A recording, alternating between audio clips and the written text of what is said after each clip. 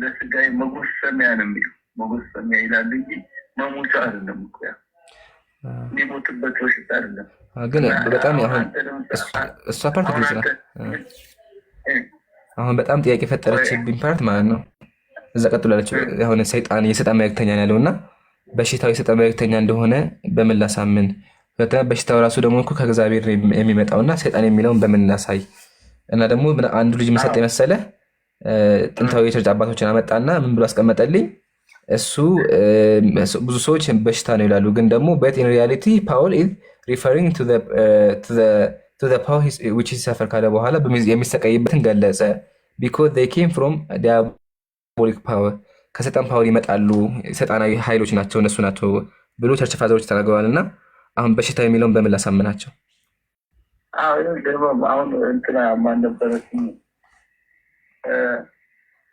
ምን አለ የእግዚአብሔር አሁን እንደዚህ የእሱ ተገለጠኝ ሁሉም እንሶች አሉ። አሁን እሱ ራሱ ሲነግረን አሁን አንዳንድ ሰዎች አይታቸው ከሆነ እንዲሁም ብዙ ምልክታቸው አባቶች አሉ አይደለም አሁን ቤተክርስቲያን የሚያገለግሉ እና ታያማቸው ቀርቶ አይደለም ያማቸዋል። እግዚአብሔር ቃሉን ያስተላልፋቸዋል፣ ይጸልይ ይሰራል እና ያ ምንድነው ህመም ሰይጣን አይደለም ህመም ነው። መጽሐፉ ደግሞ የሰይጣን መልእክተኛ ነው ያለው ህመም ሳይሆን ያለው የሰይጣን መልእክተኛ ማለት እኮ ህመም እኮ ነው። በምን አሳየ እሱን? አሁን ህመም የሰይጣን መልእክተኛ እንደሆነ ማስረጃው ምንድን ነው? ማስረጃው ምን ያለ መሰለህ? ይህንን ብለህ ስታስበው አሁን አንተ ያማል የሚያም ነገር አለ? እኔ እስካሁን የለብኝም። አንተ አይኖር ራስ ምታት ምናምን ያጋጥመኛል። ምን ራስ ምታት ምናምን እንደዚህ ነው በቃ። አንተ እኮ ሰይጣን አይደለም እኮ የራስ ምታት ምን ያሟል። እንደውም እሱ ምን ይላሉ መሰለህ እነሱ አይኑ ያሞ ነበር ይላሉ አንዳንዶች። እና ያ ምንድነው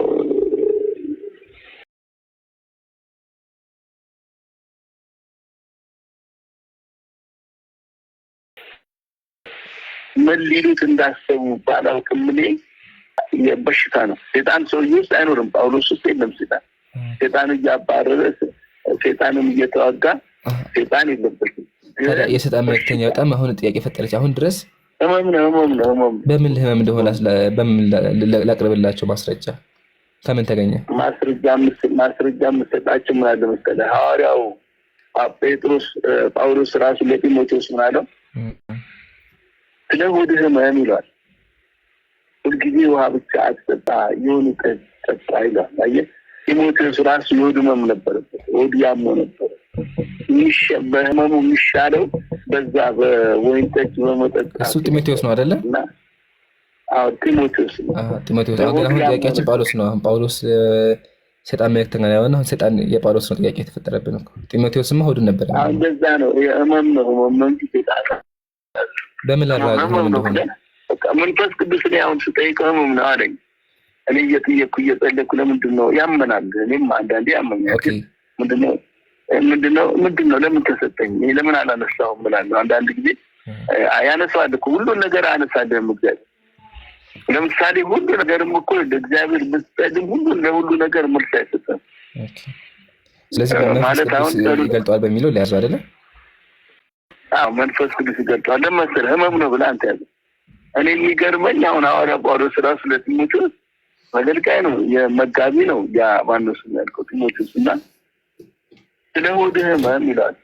ሁልጊዜ ውሃ ብቻ አትጠጣ፣ ወይን ጠጅ ጠጣ፣ ስለ ሆድህ ህመም ይላል። ስለ ሆድህ ህመም ወይን ጠጅ ነው አለው። ጠጅ አይደለም፣ የሀገር ውስጥ ጠጅ በማር በምናምን የሚሰራው አይደለም። ወይን ጠጅ ከወይን የሚሰራው ማለት ነው። ያንን ጠጣ ይሏል። እና ወይን ጠጅ አሁን አማኞች እኔ አሁን ወይን ጠጅ የሚጠጣ አይመስለኝም ነበር። ለካ ወይን ጠጅ ይጠጣል። እኔ አልፈቅደውም ነበር። ለካ ወይን ጠጅ የሚባለው ራሱ ኢየሱስ በቃና ዘገሊላ ሰርግ ላይ ተገኝቶ እኮ የወይን ጠጅ ጠጥቷል። አልቆባቸው ነው አዲስ ወይን ጠጅ ያመጣው። ግን የማያሰክር በምን ነው? የማያሰክር ነው ወይስ በማያሰክር ደረጃ? ነው ወይን ጠጅ እኮ ባበዛው ጊዜ ያሰክራል። ኦኬ ባበዛው ጊዜ ያሰክራል። ለምን መልካም አሁን አዲስ ወይን ጠጅ አለ፣ አሮጌ ወይን ጠጅ አለ። አዲስ ወይን ጠጅ አይጥምም። ይሄ ግን 3 ዓመት ከምናምን ቆይቶ በጣም ብስል ብሎ የበሰለ ስለሆነ ያ ምን ያደርጋል? ይጥማል። እየጣመ ነው ወደ እሱ የሚገባው። ሳይታወቅ ያሰክራል። እና ወይን ጠጅ በወይን ጠጅ የሰከሩ ሰዎች አሉ። ለምሳሌ ነው ሰክሯል። ልጆችም ራሱ ሴት ልጆቹ ተነጋግረው አስክሮት ከሱ ጋር ተኝተዋል። ወይን ጠጅ ከመጠን ያለፈ ሲጠጡ ማለት ነው ያሰክራል እንጂ ሌላው በመጠኑ ከተጠጣ ለጤና ይስማማል ማለት ነው። ታዲያ አሁን ግን በጣም የሆነ የሚያሰክር ከሆነ እኮ መጀመሪያ ቢከለከል አይሻልም? አልተከለከለም እንዴ? አይደለም። አይ እንደውም እኮ ምን እንዳለ መሰለህ፣ እኔ ኤጲስቆጶስ የሚል ቃል የለም አይደለ? አለ አይደለ? ይሄ ጢሞቴዎስ ላይ በብዙ ወይን ጠጅ የማይጎመጅ ይላል። ወይን ጠጅ ይጠጣል ግን የማይጎመጅ ማለት የማይሰክር ይላል። ጠጥቶ የማይሰክር ማለት ነው። ወይን ጠጅን ጠጥቶ የማይሰክር ሰው ነው እንጂ ሰካራም የሚመረጥ አይደለም። እና ምክንያቱም በመጠኑ ማለት ነው እንጂ ሌሎች መጠጦች እኮ አልተፈቀዱም። ወይን ጠጅ ነው ወይን ጠጅ። እንደውም ኢየሱስ ምን ተብሎ የጠጆች ምንድነው የወይን ጠጅ ጠጪ ብለው ከሰሱ። ጥበብ በልጆቹ አጸደቀች ይላል። እና ምንድነው እዛ ላይ እኮ እንደውም ማተው ከሆነ የሰው ልጅ እየበላና እየጠጣ መጥቷል፣ እናንተ ደግሞ የበላተኛን የቀራጭ ልጅ አላችሁት ይላቸዋል። እንደውም ለፈሪሳውያኖች ብለውታል። እንደሱ ብለው ከሰውታል። ልክ ነው፣ ከሰውታል። መክሰሻ እኮ ነው እንጂ አሁን ወይን ጠጅ ለምሳሌ ሰክሮ ነው ገበሬ መሆን ጀመር ይላል አይደል? ገበሬ መሆን ጀመር። ሰክሮ ነው የሰከረበት አለ ነው። ሰክሮ እኮ ነው። ራቁትን አልሆነም እንዴ? እንደውም ልጁን አልረገመም። የማን ካምን ረገሙ። ራቁትነቱ አይቶ የኋሊት ሄደው ልጆቹ ሌሎች 2 ወንዶች ልጆቹ ራቁቱን ሄደው ማለት በኋላ የኋሊት ሄደው የእሱን ሸማ አለበሱ። ራቁትነቱ ሳይሆን ማለት ነው። እና እሱ ደግሞ ተረገመ። ያ ካምን የሚባለው ተረገመ። እንደውም የተረገመው ልጅ እኮ ነው። ልጁ ተረገመው። እና በጣም ይገርማል። እና እኔ አሁን ከባድ ነው በጣም ሎጥ ራሱ በማያውቀው ሲስተም እኮ ነው እዛ ግብረ ሰዶማዊነት የግብረ ሰዶም ኑሮ ለልጆቹ ኖረው ስለነበረ ከዛ የተለማመዱት ነበረባቸው። ያው ወንድ ልጅ መቼም ከእህቱ ጋር አይተኛም፣ አባት ከሴት ልጁ ጋር አይተኛም። ግን እነሱ የራሳቸው ፍላጎት ለማርካት ብለው አባታቸውን አስክረው ከሱ ጋር የተኙ። ይህም አባት አላወቀም። ሲተኛም ሲነሱ አላወቀም። አስክረውት ማለት ነው። አይምሮን አስተውት ማለት ነው። እና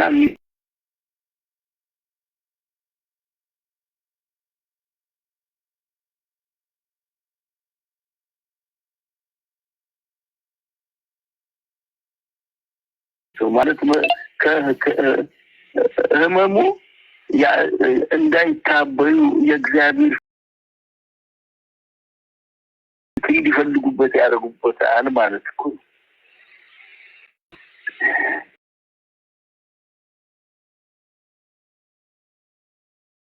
ይገርማል። እንኳንም ጥሩ ጥያቄ ጠይቀኝ። ስለዚህ ያው መጠጣቱ ይፈቀዳል። ያኛውን በመንፈስ ቅዱስ ይዤዋለሁ። እንትንሳ መጽሐፈ ምሳሌ ምዕራፍ 31 ላይ እዛ ላይ ያለችው መጽሐፈ ምሳሌ ምዕራፍ 31 ላይ መጽሐፈ ምሳሌ ምዕራፍ 31 ምን የሚል ብርቱ መጠጥ ስጡትና ይስከር የሚል ነገር አይቼ እኮ ነው። ይጠጣ ይላል። ብርቱ መጠጥ ስጡትና ህይወቱ ላይ ያመረረው ካለ የወይን ጠጅ ስጡት። ይጠጣ ማለት አሁን አንድ ሰው ተቋርጦ እንዴ ሳላ አይሰማም ማለት ነው። ይሰማል። አይተህ ከሆነ ማን ነው አንድ ጊዜ አንድ ልጅ ይገርማል እንትን ይሆንበታል። ቡና ነጋዴ ነው። እየሰማኝ ነው። ከዛ ቡና ይነግድ ነበርና ልጁ በቃ ቡና ተወሰደበት ወደ 50 ኪሎ ቡና፣ ሌላም ሳይወሰድበት አይቀርም። ከዛ ይናደድና ንግድ ይላል፣ ይበሳጫል። ከዛ ወጣት ነው ገና ስራ ጀማሪ ነው። ከዛ ቡና ተወሰደበት። አንዱ እንደውም እኔ ጋር ነው የተወሰደው። እኔ መኪና ሰራ ስለነበር ተወሰደበት። ከዛ ከሁላችንም ተደብቆ ሄደና ቢራ ማለት ምግብ ታርጌ በላውኛል በድዴቱ ከዛ እንክት ታርጌ በልቼ አለ ጠጣውኛል ቢራዬን እንክት ታርጌ ሆዴ ሲነፋኝ ጠጣውኛል ከዛ በኋላ ቤት ገብቼ በር ዘግቼ ተኛውኛል ስነሳ ችግር ይረሳውታል እንቅልፍ ወስዶኝ ስነሳ ችግር ይረሳውት ለካ መላ መጣልኝ አለ እና ያ ሰው ከሚሞት ያ ሰው ከሚሞት ተብሎ ነው ከሚሞት ሰክሮ እንትን ይበል ማለት ያው ሲነሳ ይረሳዋል በሚለው ማለት ነው ይረሳል በቃ ይረሳል አውቀ ያጠጣው ሰው እኮ ትንከባከባለህ እንክብካቤ የሚያጣ ሰው እኮ ራሱ ይጠጣ ነው እንጂ አውቀ ያጠጣው ከሆነ ተንከባክበው በቃ ያሳርፉታልና እንደዚህ አይነት እኔም አንዳንድ ሰዎችም አይቻለሁ ለምንድን ነው የምትጠጡት ማለት ተንኮል ነው ችግሩ ነው ይላል ለምንድን ነው ታዲያ እስከሰኩ ለምን ጠጣችሁ ምን እናድርግ ካልፈቀድን አንረሳም ይላል እኮ ምን ተብሏል እኮ ይላሉ ስለዚህ አንድ ሰው ለችግር ከሆነ መስከሩም ጉዳት የለውም ማለት ነው አሁን እንትን ነው ያ ብሉይ ኪዳን እንደዛ ይላል አዲስ ኪዳን ግን ይለያል እኮ ከብሉይ ኪዳን የምንወስደው አለ ከአዲስ ኪዳን የምንወስደው አለ አዲስ ኪዳን ላይ እንዴት ነው አዲስ ኪዳን ደግሞ ለብዙ ወይን ጠጅ የማይጎመጅ ምንድነው ጢሞቴዎስ ላይ ምዕራፍ 1 ጢሞቴዎስ ምዕራፍ 3 ላይ ስታነበው አውጣው ዘግቶብኛል መጽሐፉ ዝም በቃል አንብበልኝ ችግር የለውም እሺ እኔ አሁን የምነግር ነገር ኤጲስቆጶስነት እንዲፈልግ ምን ይላል ገንዘብ የማይመኝ ለብዙ ጠጅ የማይጎመጅ ቤት እንደሚገባ የሚያስተዳድር ይልና ከዛ ሌሎች ክራቴሪያዎች ያሟላ እነዚህ ያሟላ ሹመው ይላል ሹመት እንዲያገኝ ማለት ነው ታዲያ ይሄ ስለ ኤጲስቆጶስ አይደል እንዲያወራ ስለ ኤጲስቆጶስ ነው አይደል የሚያወራው ነው ኤጲስቆጶስ የሚለው እኮ ነው ኤጲስቆጶስ መሪነት ማለት ነው ኦኬ ስለዚህ ለሌሎች ሰዎች ይፈቀዳል ማለት ነው ኤጲስቆጶስ ላልሆነ ይፈቀዳል ማለት ነው ወንጠጅ አበሳ አገላለጽ እንግዲህ ምን እናደርገዋለን እኛ ጻፍ ነው የተጻፈልን እኮ ነው አንጨምርም አንቀንስም እና እኔ አሁን ኤጲስቆጶስነት ምሾም ወንጠጅ አልተጻፈ ምክንያቱም አሁን ግን ሳይው ያለበት ከተማ የወይን ማምረቻ አለና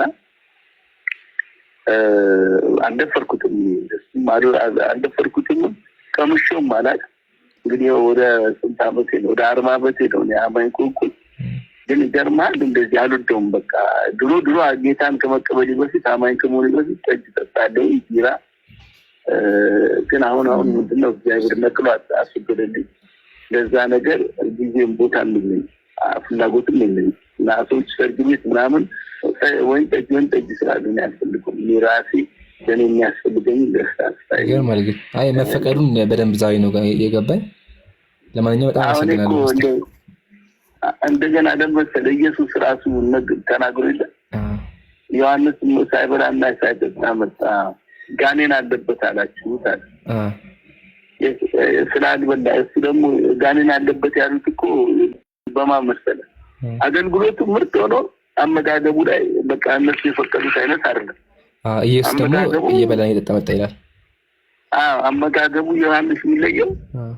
ምንድን ነው የበረሃ አንበጣና ማር ይበላ ነበር ይላሉ የበረሃ አንበጣ ማለት አንበጣ ነው በረሃ ውስጥ ያለ አንበጣ የሚባል ያንን እያደረቀ ይበላል እነሱ ጋኔን አለበት የሚያስበላው ጋኔን ነው የሚያሳኝከው ይሉት ነበር ግን ጋኔን ያለበት ሰው ንግግር አይደለም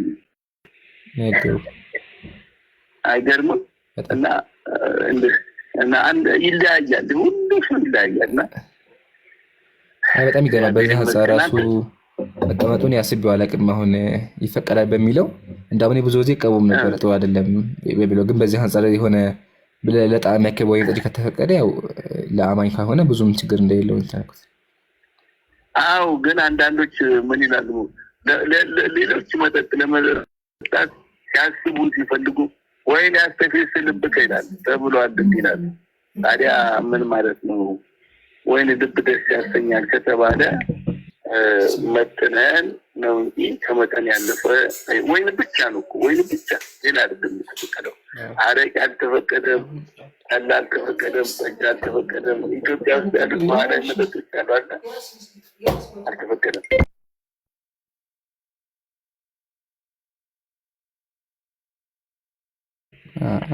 እግዚአብሔር ይመስገን እንደዛ ነው።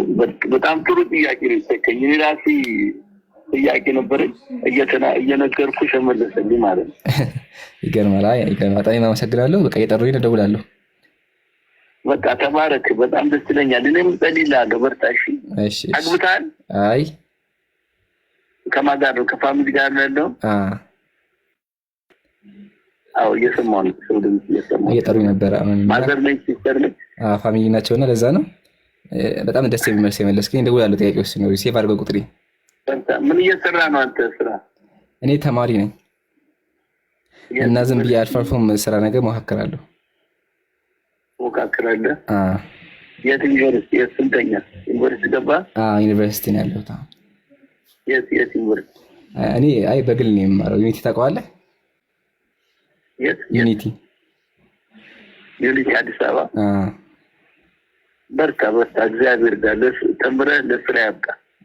እሺ፣ አመሰግናለሁ። በርታ። እግዚአብሔር ተምረህ ለስራ ያብቃ። አሜን። አመሰግናለሁ በጣም በርታ። እግዚአብሔር ጋር ጸልይልሃለሁ። ተባረክ። እሺ። ደህና ደስ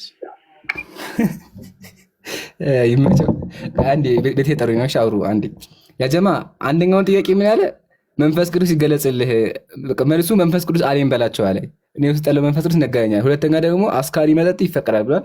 አንዴ አውሯቸው መጣ። ሁለተኛ ቄስ ናለ፣ ቄሱ እንደውለታለን። እስከዛው አውሩ። ሰላም አለይኩም አቡኪ። ዋልሳት ለወርካት ሰላ አይ ሚዩት ምልክት ስላላሳየኝ ሚዩት አድርግ ልለው ነው። ቀጥሉ። ሚዩት አድርግ ይምራን። አይ ቲንክ ሄደዋል። አግብተሃል አለው። ሊፈልግለት ነው መሰለኝ። እሺ አላኩል ያህል። ሰላም አለይኩም ወራህመቱላህ። እንዴት ናችሁ ሁላችሁም? አብዱልፈታህ፣ ጀማል፣ ዛራ፣ ኢብራሂም፣ ጃቢር፣ አቡኪ እና ጆይን ያደረገን ዛኪሮ እንዴት ናችሁላችሁ? ወአለይኩም ሰላም ወራህመቱላህ። ሰላም እንዴት ነው?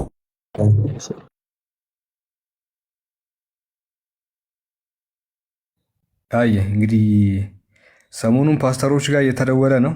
ደስ ይላል። ማሻአላህ። በነገራችን ኮሜንተሮችም እኛስ እያሉ ነው።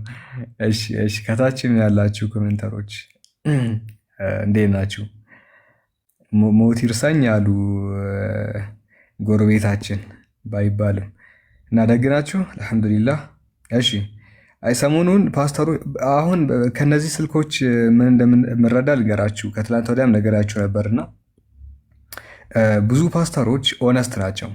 ብዙ ፓስተሮች ቀሳውስትም ቢሆኑ ወላሂ ኦነስት ናቸው ስላችሁ ስልክ ላይ ፕራይቬት ይመስላቸውና በጣም ሪል ሆነው መናገር ይፈልጋሉ። ያለውን ነገር ስህተት የሆነው ነገር ይሄ ስህተት ነው፣ ማያውቁትን ነገር አናውቅም ምናምን ብለው እያለፉ ነው። እና ማሻአላህ የክርስትናን ትክክለኛ መልክ እያየንበት ያለ ፕሮግራም ነው ማለት በቃ ጀስት ያለውን ነገር ነው የሚናገሩት። ልክ ካልሆነ ልክ አይደለም፣ አጥንቼ እመጣለሁ፣ ይሄን ነገር አናውቅም ምናምን እያሉ በቃ በጣም ሀምብል ሆኖ ነው የሚያወሩትና ሚዲያ ላይ ወጥቶ ደግሞ እንግዲህ ስንሰማቸው በቃ የማያውቁት ነገር የለም፣ የማይቀላቀሉት ነገር የለም። ሁሉን ነገር በቃ አፋቸው ላይ የመጣውን ነገር ይናገራሉ። በቃ ጀስት ምላሽ አልሰጡም እንዳይባሉ ብቻ በጣም ብዙ ነገር ያወራሉ። ነገር ግን ሲደወልላቸው ይሄ ልጅ ብቻ ነው የሚሰማኝ ብሎ ስለሚያስቡ ያለውን ነገር በቃ በግልጽ ይናገራሉ። በቃ ያለውን በትክክል ነው የሚያምኑትና ይሄ ፕሮግራም ጀስት የክርስትናን ትክክለኛ መልክ ነው እያሳየ ያለው። ኢንሻአላህ ያው ብዙ ነገር ምንሰማ ይሆናል። እዚህ ብቻ አይደሉም ባይዘው ሳላ ከዚህ በፊትም ተናገራለሁ። አንድ በጣም እዚህ ቲክቶክ ላይ በቃ በጣም እስልምና ላይ ይሰራለሁ ምናምን የሚል አንድ ሰውዬ 10 ሰው ባለበት ቴሌግራም የተወያይተን ነበር። ከዚህ በፊትም ደግሜ ኢቭን ስሙን ጠርቼ ተናገራለሁ። በቃ እዚህ ማንም አያክለውም። በቃ እስልምናን ይሳደባል ምናምን 10 ሰው ነው ያለው። በቃ ትገረማላችሁ በምን አይነት ስርዓት ስንቴ አላቅም እንደሚል በቃ ይህን አላቅም እና አንዳንዴ ልክ ሳላህ እንዳለው ወይ የእንጀራ ጉዳይ ሆኖ ወይ የሆነ ነገር ጉዳይ ሆኖ በቃ ፊት ለፊት ላይ ማውራት ይፈራሉ ይመስለኛል። አሁን የተረዳሁት እንደዛ ነው። አሁን ተመልክታችሁት ከሆነ ይሄኛው በቃ በጣም ግልጽ ሆኖ ነው ያወራው። በቃ ይሄ እንዲህ ነው፣ እንዲህ ካልሆነ አላውቅም፣ በቃ እንዲህ ነው ተቀበል፣ በቃ አለፈው፣ ያው እኛ እንዲህ ነው የምንረዳው ምናምን ብሎ ነው በቃ ተራ ምዕመኑን በሚያናግርበት መንገድ ያናገረው ማለት ነው። ይበል የሚያሰኝ ነገር ነው። ይቀጥላል። ህዝቡ አጠቃላይ እንደዚህ ነው የሚሆነው ገና አጠቃላይ ማለት ነው። ያኔ እውነቱ ይገለጣል ማለት ነው።